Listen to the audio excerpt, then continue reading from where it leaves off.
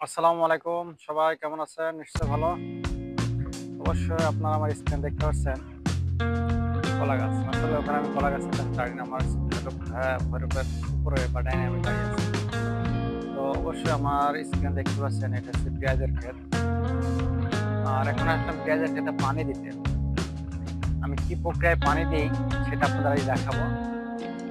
আর পানি কিভাবে তুলি সেটা একটু আপনাদের দেখাবো। তো পানি তোলা কি পরিমাণে কষ্ট, কি সহজ সেটা আপনাদের আমি দেখাবো। আর পেঁয়াজে সেচ তো একেবারে দেওয়ার দরকার। কারণ হচ্ছে পরিশ্রম না করলে আপনি কিন্তু কিছুই করতে পারবেন না। জাস্ট একটা কথা হচ্ছে পরিশ্রম। আপনি যে কোনো কাজ করুন না কেন সেটা একটা পরিশ্রম করতে হবে। তো এখন হচ্ছে পেঁয়াজ লাগিয়েছি, লাগানোর পর দেখা যাচ্ছে সেচের একান্ত প্রয়োজন। মানে সেচ দেওয়া ফরজ হয়ে গেছে, কিন্তু বিধায় ৩-৪ কাটার জন্য একটা মেশিন স্টার্ট করা। আর মেশিন তো আমার নিজের না, বা ডেল থাকা একটা পদ্ধতি, কিন্তু পাইপ দিয়ে পানি দেওয়া একটু কষ্টকর। সেক্ষেত্রে আমি দেখলাম যে ৩০-৪০ মতো পানি তুলতে হয়। কোথায় থেকে? এই যে ভৈরব দেখতেছেন? এই ভৈরবে থেকে পানি তুলতে হবে। এখন পানিটা কিভাবে তুলতে হবে? আমাদের বাপ-দাদার আমলে দেখা যাচ্ছে একসময় সে বাঁক আপাতত এখন আর নাই। বাঁকটা বিলীন হয়ে গেছে। এখন মানুষ বাঁক ব্যবহার করে না। এখন যেহেতু মাথা ব্যবহার করে, বাঁকে করে দেখা যাচ্ছে মানুষ অ্যা খাবার-টাবার, পানি-টানি সব বাড়ি থেকে নিয়ে আসতো। তখন এতটা ঘাটে, মাঠে কল ছিল না। জাস্ট আমি আপনাদের দেখাবো এখন, জাস্ট আপনারা ফলো করবেন যে আমি কি কষ্ট করে দেখা যাচ্ছে আমি ভৈরব নদী থেকে পানি তুলি। কিসের মাধ্যমে সেটা আপনাদের দেখাবো। চলুন এবার আমি আপনাদের দেখাবো। অবশ্যই আপনারা দেখছেন, আপনাদেরকে ডুয়াল ক্যামেরায় দেখাবো। আমি কমেন্ট দিয়ে নামবো, কি কষ্ট করে নামবো এবং আমার কষ্ট করার পর আমার কি খাবার দেবে সেটা আপনাদের দেখাবো। তো খাবারটা আপনারা দেখাবো, তখন আপনারা স্ক্রিনে দেখবেন যে আমি কি কষ্ট করে নামছি। এটা হচ্ছে একটা বাজারের ধার। তবে একটু সেটা বলে রাখি, পা ফসকালে কিন্তু আপনার হয় মাজা, হয়তো বা আপনার পা ফসকে পা ভেঙে যেতে পারে। কিছু ডুয়েল ক্যামেরা হয়েছিল, ওখানে করে নামছি।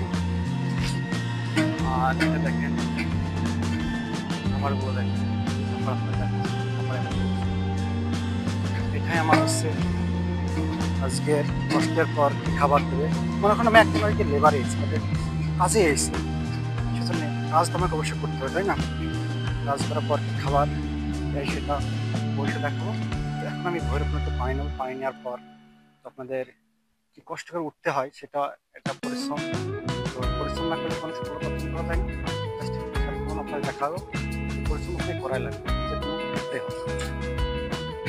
অবশ্যই আপনারা দেখতে পাচ্ছেন ভৈরব নদী, নদী থেকে পানি তুলবো।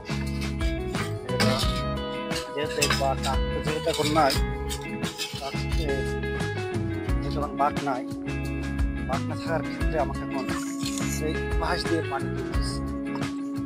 আমার এই যে পরিশ্রম, কষ্ট দেখেন। পেঁয়াজগুলো মোটা করতে হবে, যেহেতু শেষ মানে পেঁয়াজের রস পাচ্ছে না, স্বাদ দিতে পারছে না। দেখা যাচ্ছে 10-12 দিন এই পানি দেওয়ার পর দেখা যাচ্ছে 5-6 দিন পর সেচ দেওয়া যাবে। অবস্থা এখন তো তাকে সেচ না দিলে সে তো খেতে পারবে না।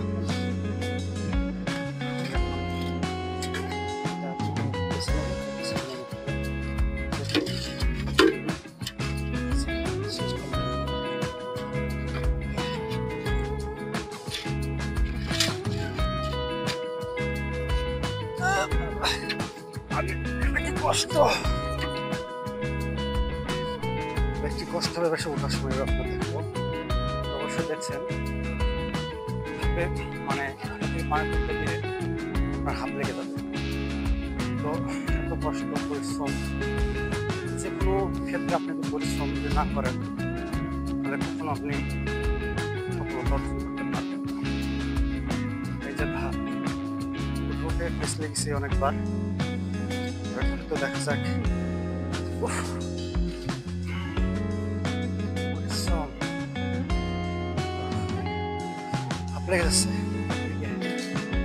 যে চলে আসলে দেখেন